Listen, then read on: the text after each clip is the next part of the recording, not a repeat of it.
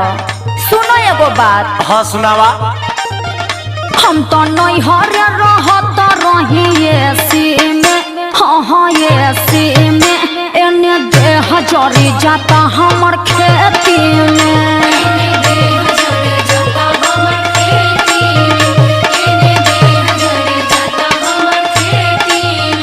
हम तो नहीं हरे रहत रही एसी में, हाँ एसी में, एने देह जरी जाता हमर खेती में।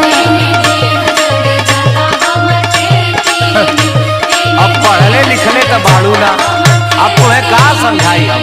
हाँ तो पढ़ लिख के तू उखाड़ ले बड़ा। हाँ खेतवा में जाके कलम चलावे ला। कौन कलम हो?